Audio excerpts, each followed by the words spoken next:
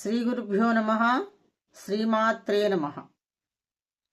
ఇప్పుడు degree first year first semester Osmania university second language సంస్కృతం. ఈ సెకండ్ లాంగ్వేజ్ సంస్కృతం సంబంధించినటువంటి ప్యాటర్న్ మారింది ఈ సంవత్సరం. ఈ ఫస్ట్ సెమ్లో ప్యాటర్న్ మారడం వల్ల మొత్తం పార్ట్ ఏలో 8 ప్రశ్నలు ఇవ్వడం జరిగింది, పార్ట్ బిలో 5 ప్రశ్నలు ఇవ్వడం జరిగింది. ఈ పార్ట్ ఏలో 8 ప్రశ్నల్లో 5 ప్రశ్నలు రాయాలా, 5 4 20 మార్కులు. పార్ట్ బిలో 4 ప్రశ్నల బదులు 5 ప్రశ్నలు వచ్చినాయని చెప్పాను కదా, 5 ప్రశ్నలు రాయాలా, 12 మార్కులు ఒక్కొక్క దానికి చొప్పున, 5 12 60 మార్కులు. మొత్తం part A 20, part B 60, total 80 marks అన్నమాట. ఈ ప్యాటర్న్ కొత్తగా వచ్చిన ప్యాటర్న్లో మనకి కొత్తగా ఒక స్టోరీ యాడ్ అయింది. అంటే క్వశ్చన్ నెంబర్ 11లో, అంతకుముందు ప్యాటర్న్లో ఒకే ఒక్క స్టోరీ క్వశ్చన్ నెంబర్ 10లో ఉండేది. ఇప్పుడు క్వశ్చన్ నెంబర్ 11లో ఇంకా 2 స్టోరీలు యాడ్ చేశారు. ఆ రెండిట్లో ఒకటి రాసుకోవచ్చు. అంటే క్వశ్చన్ నెంబర్ 8లోనేమో కృతజ్ఞేన ఆస్తి నిష్కృతి ధర్మబద్ధో దవారిక, ఈ 2 స్టోరీల్లో ఏదైనా ఒకటి. ఇప్పుడు వచ్చిన ప్యాటర్న్ ప్రకారం వచ్చినటువంటి 11th క్వశ్చన్లో ఏష ధర్మ సనాతన అనేటువంటిది ఒకటి, అవంతు భారత ప్రజా స్వతంత్ర భారత ప్రభాం, ఇది 2.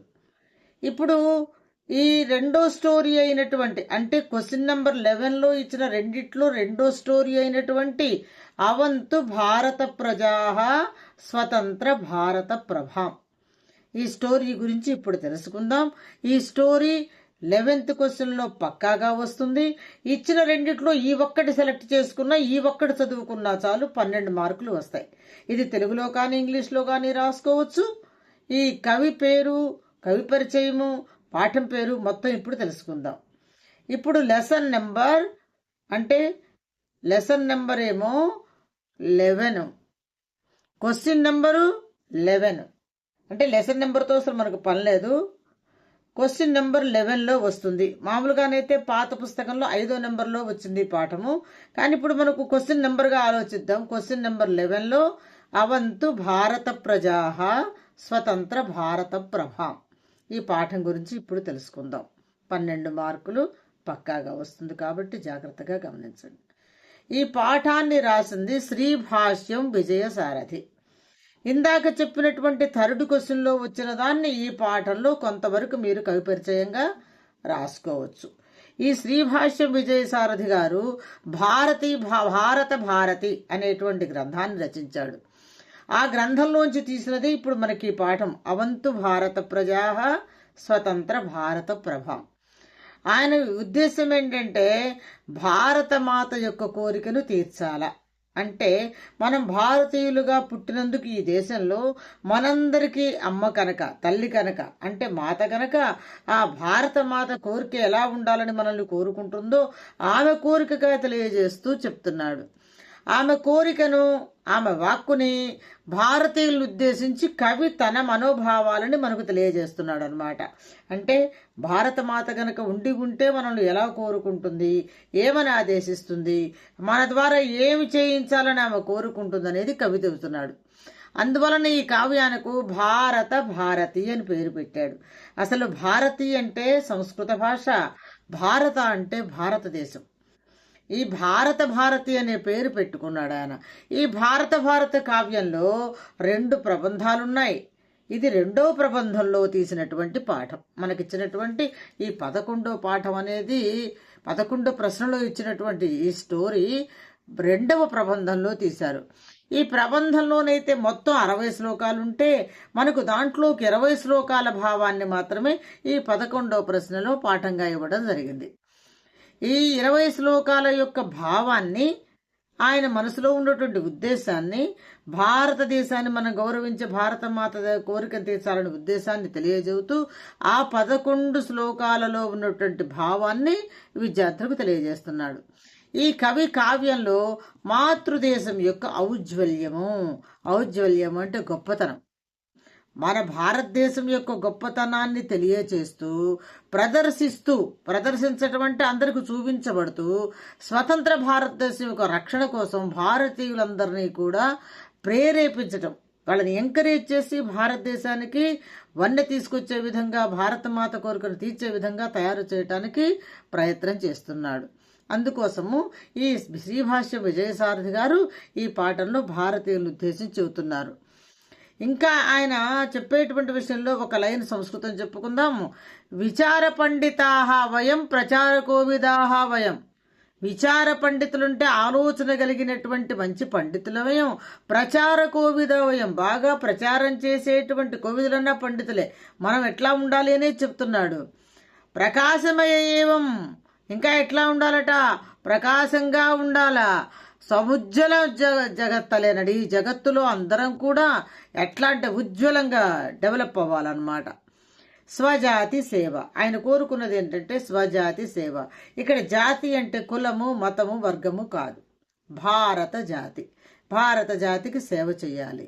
స్వదేశ రక్షణ, మనము ఎక్కడ ఉన్నా ఏది చేసినా గోదావరి అప్పారావు గారు చెప్పినట్టు ఎక్కడికి పోయినా ఎక్కడ ఉన్నా మనం భారతదేశ రక్షణ కోసమే చూసుకోవాలి. ఏ దేశమేగినా ఎందుకాలిడినా అన్నట్లుగా ఇక్కడ కూడా స్వదేశ రక్షణ, మన దేశాన్ని మనం రక్షించుకుంటూ ఉండాలి. అంతేకాకుండా స్వధర్మ పాలన. స్వధర్మం అంటే ఇక్కడ మతం. ఎవరి ధర్మాన్ని వాళ్ళు పాలించుకుంటూ అనుకరించుకుంటూ ఉండాలని అందరం ప్రతిజ్ఞ చేయాలి. అందులో కూడా స్వతంత్ర భారతీయులను అంటే ఇప్పుడు ఒకప్పుడు ఈ కవి పుట్టినప్పుడు మనకు స్వాతంత్రం లేదు. 1936 అంటే స్వాతంత్రం వచ్చింది 1947లో. ఈలోపు ఈయన కవిత్వాలు రాస్తూ ఉన్నప్పుడు ఆ అస్వతంత్రులుగా ఉన్నటువంటి అంటే స్వాతంత్రం లేకుండా ఉన్నటువంటి వాళ్ళ బాధలన్నీ ఈయన అనుభవించాడు, తెలుసుకున్నాడు, చూశాడు, తెలుసుకున్నాడు. అందుకోసం ఆయన చేస్తున్నాడు స్వతంత్ర భారతీయులను, ప్రావీణ్యము గల భారతీయులను. ప్రావీణ్యము గల భారతీయులు అంటే అర్థం ఏంటి? అందరికీ టాలెంట్ ఉంటుంది. ఆ టాలెంట్లో కూడా ఎవరి ప్రావీణత అంటే టాలెంట్, ఎవరి టాలెంట్ను కూడా అందరూ దేశం కోసం వినియోగించాల. ఇతర సేవకులు అంటే రకరకాలైనటువంటి సేవలు చేసే వాళ్ళందరూ ఉన్నారు. ఒకళ్ళు ఒకే రకమైన పనులు అందరూ చేయరు కదా. అలా ఇతర శాసకులు అంటే మనల్ని పరిపాలించే వాళ్ళు, మనల్ని వేరే వాళ్ళు పరిపాలిస్తున్నారా? పోయి స్వాతంత్రం వచ్చిన తర్వాత మనల్ని మనమే పరిపాలించుకున్నాం. వాళ్ళల్లో పండితులు ఉన్నారు, శ్రమ చేసే వాళ్ళు ఉన్నారు, విద్వాంసులు ఉన్నారు, ఇంకా మనల్ని దేశాన్ని అభివృద్ధిలో నడిపించడానికి కొంతమంది శ్రమ చేస్తూ ఉన్నారు. అట్లా చేసేటప్పుడు మనం ఏం చేయాలంటే అనవసరపు మాటలు మాట్లాడకూడదు. అంటే వ్యర్థమైన మాటలు అంటే ఎప్పుడైనా ఇప్పుడు రూపాయి కాగితం కింద పడింది అనుకోండి సౌండ్ రాదు. అదే రూపాయి బిళ్ళ కింద పడింది అనుకోండి సౌండ్ వస్తుంది. సౌండ్ వచ్చినంత మాత్రాన అది గొప్పది కాదు, సౌండ్ రానంత మాత్రం రూపాయి నోటు తక్కువది కాదు. అంటే ఎప్పుడైనా పైకి కనపడేది విధంగా కాదు, ప్రచారకు ప్రాధాన్యం కాదు, అందరి ముందు ప్రదర్శన ప్రధానం కాదు. అందుకని వ్యర్థ ధోరణి మార్చుకొని వ్యర్థ ప్రచార చాతుర్యం అంటే కొంతమంది ఇప్పుడు రాజకీయ పరంగా కానీ ఏదైనా సరే ఇచ్చేస్తాం అని మాటలు చెప్తారు కానీ ఏది చేయరు. అలా మాటలతో కాకుండా అటువంటి పద్ధతిని పక్కన పెట్టి ప్రజాహిత కార్యక్రమాలు చెయ్యాలి. మనము సేవ చేయాలి అంటే పదవులే అవసరం లేదు. మదర్ తెరీసా లాగా పదవులతో పని లేకుండా ఎంతైనా సేవ చేసుకోవచ్చు. అందుకని ప్రజాహిత కార్యక్రమాలు చేయడానికి అందరూ ప్రయత్నించాలి అని కవి కోరుకుంటున్నాడు. అంటే మన ద్వారా ఆయనవి చేయించాలని ఆశపడుతున్నాడు అనమాట. పాలకులు అంటే పరిపాలించే వాళ్ళు ఎవరైనా స్వార్థపరులై ఉండకూడదు. అంటే ఎప్పుడైనా పరిపాలనది పరిపాలించేవాడు ఎవరైనా సరే ప్రజాసేవకుడు అవుతాడు. ప్రజలకు అధిపతి లెక్క కాదు ఆయన, ప్రజాసేవకుడి కింద లెక్క. అందుకని ఎవరైనా సరే పరిపాలకులు ఉంటే వాళ్ళు స్వార్థం మానుకొని స్వతంత్ర భారతదేశం ఎలా ఉండాలి అనే ఆశయాన్ని ప్రధానంగా తీసుకొని వాళ్ళు కొన్ని చేసే పనుల వల్ల దీనికి పాడు కాకుండా ఎటువంటి ఆటంకం కాకుండా చెడగొట్టకుండా చూడాలి. స్వతంత్ర భారతదేశ సంపద, ఇప్పుడు భారతదేశంలో వచ్చే సంపద మొత్తం కూడా అందరి ప్రజలది లెక్క. అందరి దగ్గర తీసుకున్న ట్యాక్సుల వల్ల కానీ ఏదైనా కానీ అందరి దగ్గర సంపాదించే సంపాదనే మనం అనవసరంగా పాడు చెయ్యకూడదు, అనవసరపు వాటికి వాడకూడదు. మంచి మంచి కార్యాలకు దేశ పురోభివృద్ధి కోసమే వాడాలి. స్వయంగా చేయగలగాలి. అందరూ ఎవరికి వాళ్ళకి ఆలోచన ఉండాలా. సమృద్ధి మార్గం అంటే అభివృద్ధి చేసేదిగానే ఉండాలా, ఎవరికి వాళ్ళు స్వయంగా కష్టపడే మనస్తత్వం ఉండాలా, ఏదైనా సంపాదన ఉంటే ధనాన్ని మన భారత జాతి కోసం ఖర్చు పెట్టగలగాల, మన అభివృద్ధి కోసం ఖర్చు పెట్టాలా. అంటే భారతదేశం అంటే మనం అంటేనే భారతదేశం కాబట్టి భారతీయులందరూ కూడా ఎప్పుడూ ఇలా ఉండటం కోసమే ప్రయత్నం చెయ్యాల. అంతేకాకుండా మనం ప్రజాపాలకులు ఎప్పుడు నీతి మార్గం అనుసరించాలా. ముందు యథారాజా తథా ప్రజ, రాజు కరెక్ట్గా ఉంటే ప్రజలు కరెక్ట్గా ఉంటారు. స్వతంత్ర భారత ప్రభ వెలుగులు విరజిమ్మాలి అంటే భారతదేశం ఇంకా ఇంకా ఇంకా డెవలప్ అయ్యి ఇంకా ఇంకా గొప్పదిగా ఉండి అన్ని దేశాల ముందు మన దేశం ఎక్కువ ప్రభ అంటే వెలుగు, కాంతి వెదజల్లాలన్నమాట. ఈ విధంగా ఒక్కొక్క శ్లోకంలో ఒక్కొక్క భావాన్ని అంతే ప్రతిబింబం చేస్తూ భారతదేశ రక్షణ కోసం, భారతదేశ అభివృద్ధి కోసం మనల్ని అంటే విద్యార్థి దశలో ఉండగానే పిల్లలందరినీ ప్రేరేపించగలిగితే నేటి పాలలే రేపటి పౌరుల చొప్పున. ఇప్పుడు డిగ్రీ ఫస్ట్ ఇయర్లో పిల్లలంటే మంచి 18 yearsలో ఉన్నటువంటి యువకుల కిందలే కాబట్టి వీళ్ళందరిలో ఇటువంటి ఉద్దేశాన్ని మనసుల్లో గనక నింపితే అందరూ దేశ రక్షణ కోసం పాటుపడతారన్న ఉద్దేశాన్ని మనసులో ఉంచుకొని ఈ శ్రీభాష్య విజయసాధి గారు ఈ అవంతు భారత ప్రజా స్వతంత్ర భారత ప్రభాం అనేటువంటి పాఠంలో అందరికీ ఇంకా ఆయన రాసినటువంటి వాటిల్లో ఆయన ఎలా ప్రేరేపిస్తున్నాడంటే వేదాల ద్వారా. వేదాలలో ఎక్కడైనా సరే మంచితనమే చెప్పబడుతుంది, మంచినే 10 మందికి పంచమంటుంది, మంచి పనులే చేయమంటుంది, అభివృద్ధి మార్గాన్నే కోరుకుంటుంది. పురాణాల్లో చెప్పిన దుష్ట శిక్షణ, శిక్ష రక్షణ, మంచిని పెంచాలా, చెడును పాడు తీసేసేయాలా. ఇతిహాసం అంటే చరిత్రలు, ఇంతకుముందు మనకి ఏం జరిగింది, మన హిస్టరీలో ఏం జరిగింది, ఎలా చేయాలో తెలుసుకొని లోపాలుంటే మార్చుకొని వాటిని అభివృద్ధి పదంలో తీసుకురావాలి.